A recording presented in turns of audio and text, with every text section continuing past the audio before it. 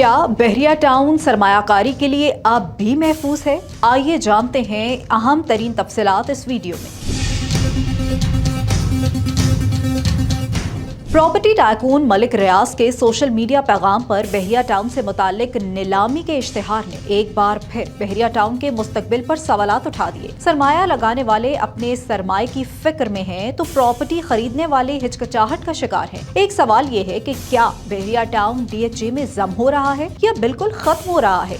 बहरिया town Karachi में real estate से मुंसलिक फैसल शेरवानी ने वी न्यूज से गुफ्तगू करते हुए कहा कि मैं नहीं समझता कि बहरिया टाउन कभी बंद होगा। इसकी वजह बहरिया टाउन का नाम, इसका इंफ्रास्ट्रक्चर और अवाम के खरबों रुपए की सरमायाकारी है। ये सरमायाकारी सिर्फ पाकिस्तान के अंदर से नहीं बल्कि ओवरसीज पाकिस्तानियों की भी है। 4 साल कबल बहरिया टाउन की कीमतें बुलंद तरीन सतह पर थी। बहरिया टाउन की कीमतें बढ़ने और कम होने की कोई लॉजिक नहीं है। ये स्टॉक मार्केट की तरह तेजी से ऊपर और तेजी से नीचे आती है। उनका मजीद कहना था कि सरमायाकारों की कोशिश होती है कि कुछ न कुछ सरमाया बहरिया टाउन में लगाया जाए। उन्होंने कहा कि बहरिया टाउन कभी भी DHA में जम नहीं हो सकता, क्योंकि बहरिया टाउन और DHA का इंफ्रास्ट्रक्चर में बहुत फर्क है। जो काम एक प्राइवेट डेवलपर कर सकता है वो कोई और नहीं कर सकता। बहरिया टाउन में काम आसानी से हो जाता है, जबकि DHA में वक्त लगता है। अगर फिर भी ऐसा हो तो लोगों का एतमाद खत्म हो जाएगा। उनका मजीद कहना था कि ये सब वक्ती तौर पर है